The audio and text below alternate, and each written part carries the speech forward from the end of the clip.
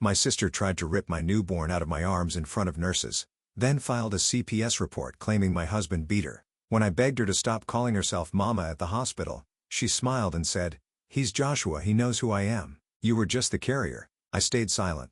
That was 18 months ago. Last night, she stood outside our new house in the rain, cradling a doll and whispering lullabies to it like it could hear her. My sister, Georgia, was 7 months pregnant with her miracle baby when she got spiked and taken advantage of by one of her closest male friends. She regained consciousness 12 hours later, now with a flat belly, bruising near her nether regions, and dried blood all around her thighs. The guy got off on a suspended sentence.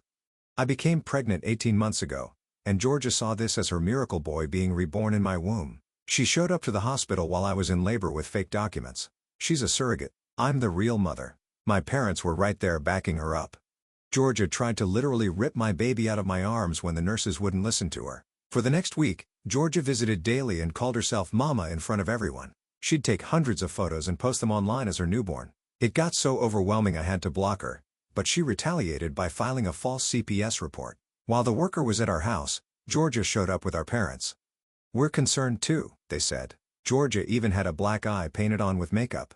Her husband gave this to me, but I chose not to press charges because he was just drinking heavily and didn't mean it. The worker called me and my husband in for an interview. Sam was placed with Georgia during the investigation. I spent every second fearing my baby would be taken away from me. But 2 weeks later, our names were finally cleared. My husband and I drove to Georgia's house where we found Sam basically incapacitated in his crib. My husband physically restrained Georgia, and as I scooped Sam up into my arms, he instinctively hugged me and buried his head into my chest. Georgia screamed, "I'm gonna get him back," as we were leaving. 7 days later, I woke up to our nanny cam detecting motion in our daughter's room. Georgia was holding Sam, who was already crying. She used the spare key I forgot she had and was humming a lullaby telling him Mommy's here. When I screamed at her, she told me to be quiet because I would wake Josh up, not Sam. Joshua, the boy she was meant to give birth to all those years ago. She only handed Sam back to me because I called the police. My husband and I went straight to court. We filed a restraining order, but the judge denied it. He said there was no credible threat of violence shown, and it didn't help that my parents took her side during the testimony. Sadly for Georgia, her husband filed for divorce after seeing the security footage played in court. Georgia blamed us for that. "You turned him against me. You stole my husband just like you stole my baby." By the time the divorce was settled, Georgia had spent the entire few months planning. She'd gotten our mom to make her a copy of our new house keys, and one night she used them to silently break in. I woke up at 5 a.m. to an empty crib. I panicked harder than I ever had, and after reviewing the nanny footage, I called 911. An Amber Alert was issued as well as a medical emergency warning. The next few days were terrifying. Sam had an autoimmune disease and needed my milk to live. The only reason he'd lived during that 2-week period with Georgia was because I'd given her all the bottles I had. Now Sam didn't have my milk. 72 hours later, the police called me.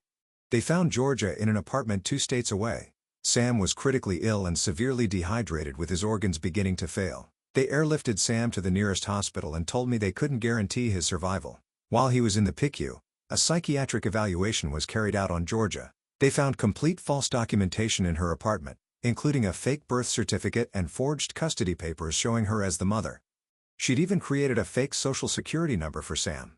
Her plan was to claim she'd just gotten emergency custody from a neglectful mother. The apartment lease had been established months prior, and she'd already told the landlord she was getting custody of her sister's baby. Now Sam was fighting for his life, and our parents hired Georgia the best lawyer they could afford in the hopes of getting her off on a technicality. The lawyer my parents hired for Georgia was Theodore Mathiodore, a man who specialized in finding technicalities in child endangerment cases. I discovered this when I overheard my mother on the phone arranging payment plans with his office. She was standing in our hospital hallway, completely oblivious to my presence as she discussed how they could spin Georgia's actions as a mental health crisis rather than kidnapping. I walked past her without acknowledgement and returned to Sam's room. The machine surrounding his tiny body beeped steadily, monitoring his fragile vitals. The doctors had managed to stabilize him, but he remained critically weak. His skin had lost its healthy pink glow, replaced by a grayish pallor that made my chest tighten every time I looked at him. My husband sat in the corner chair, dark circles under his eyes from 3 nights without sleep. He'd been documenting everything on his phone, every medical update, every conversation with staff, every moment of Sam's recovery. We both knew Georgia wouldn't stop here, and we needed evidence of what her actions had done to our son. The next morning, a social worker named Beatrice arrived. She introduced herself as part of the hospital's family services team, but I immediately sensed something was off. She asked pointed questions about our home environment, our parenting choices, and whether we'd considered that Georgia might have legitimate concerns about Sam's welfare. I watched my husband's jaw clench as Beatrice suggested we might benefit from family mediation with Georgia. She pulled out forms for us to sign, authorizing her to facilitate meetings between all parties. My husband stood up, walked to the door, and held it open. Beatrice gathered her papers and left, but not before mentioning she'd be back with a court order if necessary. That afternoon, while I was expressing milk for Sam's feeding tube, my phone buzzed with notifications. Georgia had started a social media campaign. She'd posted dozens of photos from her time with Sam, carefully cropped to exclude any signs of his deteriorating health. The captions painted her as a devoted aunt who'd been forced to take drastic action to protect her nephew from negligent parents. The comment section was flooded with support from people who didn't know the real story. Some even offered to start fundraisers for her legal defense. I screenshot everything before blocking her new accounts, but more kept appearing. She'd clearly prepared for this, creating multiple profiles in advance. My daughter, who'd been staying with my husband's parents during the crisis, called that evening. She was crying, saying kids at school were asking if her parents were really as bad as their moms were saying on Facebook. The rumor mill in our small town was churning, fed by Georgia's carefully crafted narrative of a mentally ill woman trying to save a baby from abuse. 2 days later, Sam was finally stable enough to remove some of the monitoring equipment. As I held him for the first time since his rescue, feeling his weak but determined grip on my finger, my father appeared in the doorway. He stood there silently, watching us with an expression I couldn't read. He finally spoke, telling me that Georgia needed help, not persecution. He insisted we were destroying the family by pursuing charges against her. When I reminded him that Sam had nearly died, he shook his head and claimed we were exaggerating. Georgia had told him Sam was fine when she had him, that the hospital was lying about his condition to help our case. My husband returned from the cafeteria to find my father lecturing me about family loyalty. Without a word, he positioned himself between us and suggested my father leave. As my father walked out, he muttered about how we'd regret turning our backs on family when we needed them most. The psychiatric evaluation results came back that week. Georgia had been diagnosed with delusional disorder, specifically the persecutory type with elements of grandiosity. The psychiatrist noted her complete conviction that Sam was her deceased child reborn and her belief that everyone involved in keeping them apart was part of a conspiracy against her. Theodore Mathiodore used this diagnosis to push for treatment instead of jail time. He filed motion after motion, each one attempting to reframe Georgia's actions as symptoms of grief-induced psychosis rather than calculated kidnapping. The prosecutor warned us that juries often sympathized with mental health defenses, especially when family members testified on the defendant's behalf. My mother began visiting the hospital daily, not to see Sam, but to leave gifts and cards for Georgia in the lobby. She'd tell anyone who'd listened about Georgia's tragic loss years ago, how it had broken her daughter's mind. The hospital security eventually had to ban her from the premises after she tried to sneak into the psychiatric ward to visit Georgia. During this time, I discovered Georgia had been planning this for months before Sam was even born.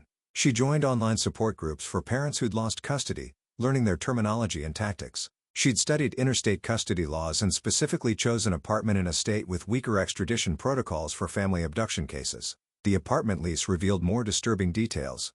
She'd been telling neighbors for months about her upcoming custody battle, painting herself as a devoted mother fighting against a system biased toward birth parents. She'd even decorated a nursery, complete with a crib identical to the one in our home and clothed in Sam's exact sizes. My husband found something even more chilling in our home security footage from the weeks before the kidnapping. Georgia had been testing our routines, checking when we were deepest asleep, timing how long it took us to respond to Sam's cries. I'm really curious about this Theodore Mathiodore name. Is that actually his real name, or did someone make a mistake typing it? The way Georgia had been planning this for months before Sam was even born makes me wonder what else she was doing during the pregnancy that nobody noticed. She'd made several practice runs, entering and leaving without taking him, perfecting her approach. The prosecutor showed us text messages between Georgia and our mother from those weeks. My mother had been providing detailed updates about our schedules, Sam's feeding times, and even which nights we seemed most exhausted. She'd been an active participant in planning the abduction, though she claimed she thought Georgia just wanted to spend time with her nephew. As Sam slowly recovered, gaining weight and regaining his strength, the legal battle intensified. Theodore Mathiodore filed a motion to have the charges reduced from kidnapping to custodial interference, arguing that Georgia genuinely believed she had a right to take Sam. He presented her fake documents as evidence of mental illness rather than criminal intent. The prosecutor countered with evidence of premeditation, the months of landing, The fake identity created for Sam, the deliberate choice of location. But Theodore Matheodore was skilled at his job, weaving a narrative of a grieving woman driven to desperate measures by a cruel family who'd excluded her from her nephew's life. My husband and I spent hours with the prosecutor going over every detail of our testimony. We learned that my parents had already given depositions supporting Georgia's version of events. They'd claimed we'd been unnecessarily cruel to Georgia, refusing to let her have a normal aunt relationship with Sam, which had triggered her breakdown. The truth was that we tried to include Georgia initially. Before her behavior became concerning, we'd invited her to family dinners and let her hold Sam during visits. But her insistence on calling herself Mama and her attempts to breastfeed him had forced us to set boundaries she refused to respect. One evening, as I sat beside Sam's hospital crib watching him sleep peacefully for the first time in days, I realized how much our lives had changed. The family I'd grown up trusting had become our greatest threat. The sister I'd once shared secrets with now saw my child as her possession. The parents who'd raised me were actively helping her try to steal him, but I also saw how the crisis had revealed true allies. My husband's family had rallied around us completely. His parents had taken time off work to help with our daughter, never questioning our decisions or suggesting we reconcile with Georgia. Friends from our community had started their own social media campaign to counter Georgia's lies, sharing the truth about what had really happened. As Sam's health improved, we began planning for the future. We knew the legal battle was far from over. Theodore Matheodore had indicated he would push for a plea deal that included mandatory treatment, but no jail time. The prosecutor warned us that with my parents' testimony and the mental health defense, it might be the best outcome we could hope for. The prosecutor's warning proved prophetic when Theodore Matheodore filed his next motion. He requested immediate release for Georgia pending trial, citing her deteriorating mental state in custody. The motion included affidavits from my parents describing Georgia as a devoted sister who'd simply suffered a breakdown after years of untreated trauma. I watched my husband's knuckles turn white as he gripped the hospital bed rail while reading the document. The motion painted us as heartless relatives who denied a grieving woman access to the child she believed was her deceased baby. Theodore Matheodore had even included photos of the nursery Georgia had prepared in her apartment, presenting it as evidence of maternal instinct rather than premeditation. Our lawyer advised us to prepare for Georgia's potential release. She explained that judges often granted bail in cases involving mental health defenses, especially with family support. My stomach churned at the thought of Georgia walking free while Sam still recovered from what she'd done to him. 3 days after the motion was filed, we received word that the judge had scheduled a hearing. My parents would testify on Georgia's behalf along with a psychiatrist Theodore Matheodore had hired. We scrambled to gather our own evidence, but the prosecutor warned us that emotional testimony from parents often swayed judges more than facts. The morning of the hearing arrived too quickly. I kissed Sam's forehead before leaving him with a trusted nurse, my heart racing at the thought of being away from him even for a few hours. My husband held my hand as we entered the courthouse, both of us bracing for what we knew would be a painful confrontation with my family. Inside the courtroom, Georgia sat beside Theodore Matheodore wearing a conservative dress that made her look fragile and vulnerable. She'd lost weight during her time in custody and her hair hung limp around her face. When she saw us enter, her eyes lit up with an unsettling intensity. My mother rushed over to Georgia, embracing her and whispering words of encouragement. My father stood nearby, shooting disapproving glances in our direction. Other relatives I hadn't seen in months filled the benches behind Georgia, creating a show of family support that made my chest tighten. Theodore Matheodore presented his case methodically. He called my mother to testify first, and she painted a picture of Georgia as a broken woman who'd never recovered from losing her baby. She described how we'd cruelly excluded Georgia from Sam's life, driving her to desperate measures.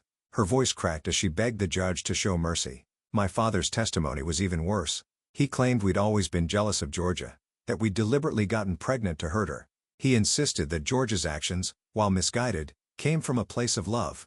He even suggested that supervised visits between Georgia and Sam might help her healing process. The psychiatrist Theodore Matheodore had hired testified next. He diagnosed Georgia with a grief-induced psychotic break, claiming she genuinely believed Sam was her deceased child. He recommended intensive outpatient treatment rather than incarceration, arguing that jail would only worsen her condition. When our turn came to present evidence, the prosecutor did her best. She showed the security footage of Georgia's break-ins, the fake documents she'd created, the months of planning revealed in her online activity. But I could see some jury members' faces soften when Theodore Matheodore countered each point with explanations rooted in mental illness. The judge deliberated for less than an hour. When he returned, he granted Georgia's release on bail with conditions. She would wear an ankle monitor, undergo mandatory psychiatric treatment, and stay away from our family. My parents would act as her custodians, responsible for ensuring she followed all court orders. Georgia's eyes found mine as the bailiff removed her handcuffs. The look she gave me sent chills down my spine. It wasn't relief or gratitude, but calculation. I grabbed my husband's arm, knowing in my gut that this wasn't over. We rushed back to the hospital to find Sam awake and fussing for food. As I held him close, I made a decision. We couldn't stay in town with Georgia free and my parents enabling her. My husband agreed immediately and we began making plans to temporarily relocate. That night, while my husband researched extended stay hotels in neighboring cities, I received a text from an unknown number. The message contained a single photo, Sam's hospital bracelet, the one that had gone missing during Georgia's kidnapping. The caption read, "He still needs his real mommy." I showed the message to hospital security, who immediately increased their presence around Sam's room. The police traced the number to a burner phone purchased with cash. They couldn't prove Georgia had sent it, but we all knew the truth. Over the next few days, more messages arrived. Photos of Sam that Georgia had taken during the kidnapping, each one captioned with disturbing claims about their bond. One showed him in the outfit she'd bought for Josh, with text saying he looked perfect in the clothes she'd chosen for our son. My husband installed new security apps on our phones and laptops. We changed all our passwords and enabled two-factor authentication on everything. But the feeling of being watched persisted. Every time we left the hospital, I found myself scanning the parking lot for familiar faces. A week after Georgia's release, our daughter called from my in-law's house in tears. Someone had been leaving baby clothes on their doorstep with notes addressed to Josh's big sister. The handwriting was disguised, but the message was clear. Georgia knew where our daughter was staying. My husband drove immediately to collect her while I stayed with Sam. The 3-hour round trip felt like an eternity. I paced the hospital room, checking my phone constantly for updates. When they finally returned safely, our daughter clung to me, asking why Aunt Georgia was being so scary. The police investigated the incidents at my in-laws' house, but found no evidence linking them to Georgia. Without proof, they couldn't arrest her for violating the restraining order. Theodore Mathiodore sent a letter stating his client denied any involvement and suggesting we were paranoid. Meanwhile, Georgia's social media campaign intensified. New accounts popped up daily, each one spreading her version of events. She'd started a blog called A Mother's Heart where she wrote long posts about losing her baby and finding him again in Sam. The comment section filled with supporters who believed her story. Local mom groups began taking sides. Some rallied around Georgia, organizing meal trains and prayer circles for the grieving mother. Others supported us, but more quietly, afraid of getting involved in the drama. The division in our community made every grocery run feel like walking through a minefield. Theodore Mathiodore sounds like a name someone made up while filling out fake paperwork, yet here he is being terrifyingly good at his job. This lawyer's turning Georgia's baby stealing plans into a sympathy story faster than you can say custodial. One afternoon, while Sam napped in his hospital crib, a woman I didn't recognize entered the room. She introduced herself as a lactation consultant, but something felt off. When she reached for Sam, claiming she needed to check his latch, I blocked her path and called for security. The woman turned out to be a friend of Georgia's from her online support group. She'd driven 2 hours to meet the baby Georgia had told her so much about. Security escorted her out, but she screamed about injustice the entire way, calling me a baby thief who'd stolen Georgia's child. That incident prompted the hospital to restrict access to Sam's room. Only people on a pre-approved list could enter, and everyone had to show ID. The extra security helped, but it also made us feel like prisoners in what should have been a place of healing. My parents' attempts to reconcile grew more aggressive. They showed up at the hospital despite being told to stay away, always with excuses about wanting to check on their grandson. Each time, they'd mention how much Georgia was suffering, how she just needed to see Sam to get better. During one particularly heated confrontation, my mother revealed that Georgia had been hospitalized briefly for self-harm. She blamed us entirely, saying we'd driven Georgia to hurt herself by keeping Sam away. The manipulation was so transparent, but it still made my chest tight with misplaced guilt. My husband lost his temper that day. He told my parents exactly what their enabling had cost. Sam nearly dying. Our daughter living in fear. Our entire life upended. He showed them photos of Sam in the PICU hooked up to machines fighting for his life because of Georgia's actions. My father's response chilled me. He looked at the photos and said Georgia must have had a good reason, that we must have done something to make her desperate enough to take such drastic action. The complete denial of reality in his words made me realize my parents were beyond reasoning with. As Sam grew stronger, the doctors began discussing discharge plans. The thought of leaving the hospital security terrified me. Our home no longer felt safe, even with new locks and security systems.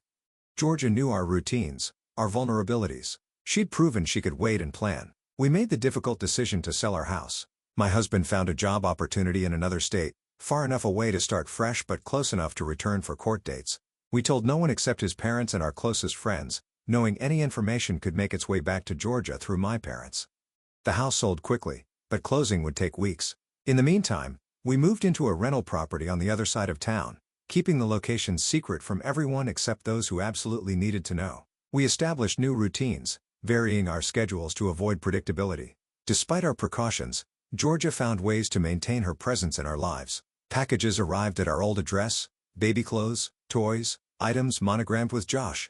The post office forwarded them to our rental, each delivery a reminder that she hadn't given up. One package particularly disturbed us. It contained a baby book filled out in Georgia's handwriting, documenting Josh's milestones. She'd included photos from the kidnapping, writing captions about their special moments together. The final page contained a poem about a mother's love transcending all obstacles. We turned everything over to the police and prosecutor, building our case for the upcoming trial. Each piece of evidence painted a picture of someone incapable of accepting reality. Someone who would never stop trying to claim Sam as her own. Theodore Mattheodore continued filing motions to dismiss or reduce charges. He argued that Georgia's mental state made her incapable of forming criminal intent. He submitted letter after letter from my parents attesting to Georgia's character, each one more detached from reality than the last. Our prosecutor remained optimistic but honest about our chances. She explained that family court cases involving mental illness rarely resulted in significant jail time. The best we could hope for might be mandatory treatment and extended supervision. Assuming we could convince a jury that Georgia posed an ongoing threat, the thought of Georgia receiving only a slap on the wrist made my blood boil. Sam had almost died because of her delusions. Our daughter had nightmares about her aunt taking her baby brother. Our entire life had been turned upside down, and she might walk away with nothing more than therapy requirements. As the trial date approached, Georgia's behavior escalated again. She began showing up at places she thought we might be. The pediatrician's office, the grocery store, the park. She never approached directly, always staying just far enough away to claim coincidence. But her presence was a constant threat. One evening, while loading groceries into our car, I spotted Georgia across the parking lot. She stood by a car I didn't recognize, holding a baby doll wrapped in a blanket. She rocked it gently, staring directly at me with an expression that made my skin crawl. When I called the police, she was gone before they arrived. These encounters took their toll on our family. Our daughter became clingy and anxious, afraid to leave our sides. My husband developed insomnia, spending nights checking security cameras and door locks. I found myself constantly looking over my shoulder, wondering when Georgia would appear next. The stress began affecting Sam too. He became fussy and difficult to settle, as if sensing the tension around him. His weight gain slowed, concerning his doctors. They ran tests but found nothing physically wrong. He was simply responding to the anxiety permeating our lives. 3 weeks before the trial, we received devastating news. Theodore Mattheodore had successfully petitioned for a competency evaluation, claiming Georgia wasn't mentally fit to stand trial. If the evaluation supported his claim, the criminal case could be suspended indefinitely while Georgia underwent treatment. The prosecutor explained that this was a common defense tactic in cases involving mental illness. If Georgia was deemed incompetent, she'd be sent to a psychiatric facility until doctors declared her fit for trial, a process that could take months or even years. During that time, she'd have access to better treatment than prison would provide. My husband slammed his fist on the table when we heard this news. All our evidence, all our preparation might be for nothing if Georgia could convince evaluators that she didn't understand the charges against her. Theodore Mattheodore had found another potential loophole, another way to help Georgia avoid consequences. We attended the competency hearing, watching as Georgia played up her delusions for the evaluators. She referred to Sam as Josh throughout, claiming she didn't understand why she was being kept from her baby. She cried about missing his first words, his first steps, all the milestones she'd imagined for the child she'd lost years ago. The evaluators asked Georgia direct questions about the charges against her. She responded with confusion, insisting she'd only been trying to bring her baby home. When asked about the fake documents, she claimed they were real, that someone must have switched them to frame her. Her performance was convincing in its consistency. My parents testified during this hearing too, supporting Georgia's confusion. They claimed she'd been calling Sam by the name Josh for months, that she genuinely couldn't distinguish between her deceased baby and Sam. Their testimony lent credibility to Georgia's act, making it harder for evaluators to see through the manipulation. After 3 days of evaluation and testimony, we waited anxiously for the results. The lead evaluator finally delivered her findings. Georgia was competent to stand trial. While she suffered from delusional disorder, she understood the nature of the charges and could assist in her own defense. The criminal trial would proceed as scheduled. Georgia's mask slipped for just a moment when the ruling was announced. I saw a flash of rage cross her face before she resumed her confused, fragile act. Theodore Theodore immediately filed an appeal, but the judge denied it. We would finally have our day in court. The remaining weeks before trial passed in a blur of preparation and continued harassment. Georgia's supporters grew more vocal, organizing protests outside the courthouse. They held signs declaring mental illness is not a crime and justice for Georgia. Local news picked up the story, forcing us to dodge reporters whenever we left home. My parents gave interviews to anyone who would listen, painting us as cruel relatives who'd driven Georgia to break down. They shared old family photos showing happier times when we'd all gotten along. The narrative they spun made me sick, as if we'd chosen this situation, as if we'd wanted our lives destroyed. Through it all, we focused on protecting our children and preparing for trial. We practiced our testimony until we could recite every detail without breaking down. We gathered character witnesses who'd seen Georgia's escalating behavior firsthand. We documented every incident, every threat, every violation of the restraining order. The night before trial was set to begin, I lay awake holding Sam close. His breathing had finally returned to normal, his weight back on track. He was healing physically, but I wondered about the psychological impact of his early trauma. Would he somehow remember the terror of those days with Georgia? My husband wrapped his arms around both of us, whispering promises that it would all be over soon. We'd present our case, the jury would see the truth, and Georgia would face consequences for what she'd done. Justice would prevail, and we could finally move forward with our lives. Theodore's competency hearing strategy feels like such a calculated move. Does he actually believe Georgia's confused, or is he just really good at his job? The way she switched from crying about Josh to showing that flash of rage when the ruling came down makes me wonder how much control she really has over these delusions. But even as he spoke those reassuring words, I knew the truth was more complicated. Whatever happened at trial, Georgia would always be out there, fixated on the child she believed was hers. My parents would continue enabling her delusions. The community would remain divided. There would be no clean ending, no perfect resolution. Still, we had to try. We had to stand up in court and tell our truth, hoping 12 strangers would see through the manipulation and lies. We had to fight for Sam's safety and our family's future. Tomorrow, the final battle would begin. The morning of the trial arrived with an unexpected development. My husband discovered a USB drive taped under our mailbox at the rental property. The drive contained hundreds of screenshots from Georgia's private social media accounts showing her detailed planning going back over a year. Someone had anonymously provided us with evidence we'd never have found ourselves. The screenshots revealed Georgia had been tracking my menstrual cycles through social media posts about PMS symptoms. She'd calculated when I was most likely to conceive and had prepared her kidnapping plan months before Sam was even born. One particularly disturbing post showed she'd practiced diaper changes on dolls, timing herself to see how quickly she could change and dress a baby. We immediately took the USB drive to our prosecutor. She examined the evidence with growing excitement, recognizing its value in demonstrating premeditation.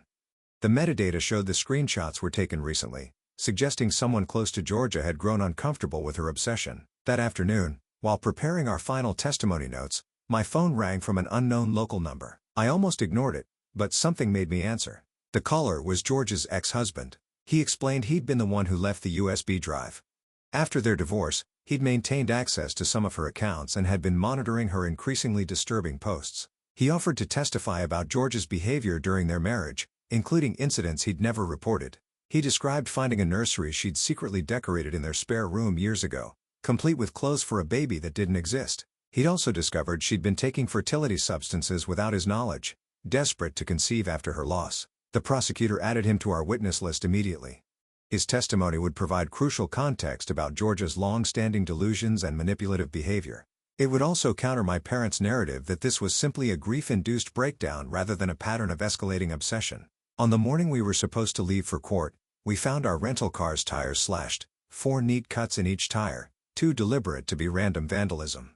Security footage from our neighbor's camera showed a figure in dark clothing approaching our vehicle at 3 a.m., but the image quality was too poor for identification. My husband called his brother to pick us up while I contacted the prosecutor about the incident. She advised us to document everything but warned it would be difficult to prove Georgia's involvement. The timing was too convenient to be coincidental, but without clear evidence, it was just another intimidation tactic we couldn't legally address. During the drive to court, our daughter sat between us in the back seat, clutching my hand tightly. She'd insisted on coming, wanting to support us despite our attempts to shield her from the ugliness. My mother-in-law would watch Sam at her house, where we'd installed new security cameras and changed all the locks. The courthouse steps were crowded with Georgia's supporters. They held signs with her photo and chanted about injustice. Some recognized us and began shouting accusations. My husband shielded our daughter as we pushed through the crowd, ignoring their calls that we were destroying a grieving mother. Inside the courtroom, I saw Georgia sitting at the defense table. She'd styled her hair like mine and wore a dress similar to one I'd worn in photos from Sam's birth. The mimicry was unsettling, as if she was trying to become me. When she turned and saw us, she smiled and mouthed something that looked like my baby. My parents sat directly behind Georgia. Their faces sat in stern disapproval as they watched us take our seats.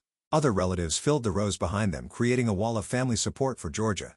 On our side, we had my husband's family and a handful of close friends who'd witnessed Georgia's behavior firsthand. The prosecutor opened with a powerful statement about the difference between grief and criminal behavior. She outlined the evidence of premeditation, the months of planning, the fake documents, and the deliberate endangerment of a child with special medical needs. She painted a picture of calculated obsession, not mental illness. Theodore Mathiadore's opening statement focused entirely on Georgia's loss years ago.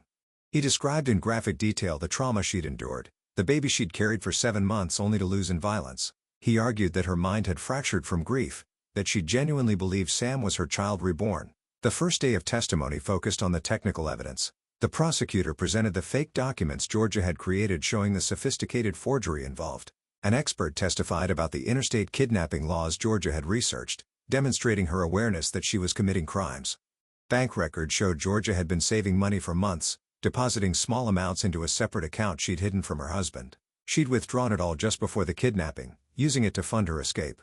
The premeditation was undeniable, but Theodore Mathiadore continued to frame it as a delusion-driven behavior. Georgia's ex-husband testified on the second day. He described years of increasingly concerning behavior, including Georgia's insistence that every pregnant woman she saw was carrying her baby. He'd found journals where she'd written detailed plans to rescue her child from various pregnant acquaintances. The most damaging testimony came when he revealed Georgia had attempted something similar with his sister's baby 5 years earlier. She'd shown up at the hospital claiming to be the mother, though she'd backed down when security intervened. The incident had caused a family rift, but they'd never reported it, hoping Georgia would get help. My mother took a stand next, and her testimony was exactly what we'd expected. She painted Georgia as a devoted sister who'd been pushed to desperation by our cruelty. She claimed we'd flaunted our pregnancy, deliberately triggering Georgia's trauma. She even suggested we'd named Sam similar to Josh to torment Georgia. Under cross-examination, the prosecutor exposed the holes in my mother's story. She presented the text messages showing my mother's active participation in planning the kidnapping. When confronted with evidence of her involvement, my mother claimed she'd only been trying to help Georgia spend time with her nephew. My father's testimony was brief but equally damaging to our case. He insisted Georgia was incapable of understanding her actions were wrong, that she lived in a fantasy where Sam was truly her child. He begged the jury to show mercy, to understand that mental illness had driven his daughter to act. The prosecutor saved the security footage for maximum impact. The jury watched Georgia's practice runs, her careful testing of our routines. They saw her entering our home multiple times without taking Sam, clearly demonstrating planning rather than impulsive action. The footage of the actual kidnapping was chilling in its efficiency. When I took the stand, I focused on the facts rather than emotions. I described finding Sam near death, his organs failing from dehydration.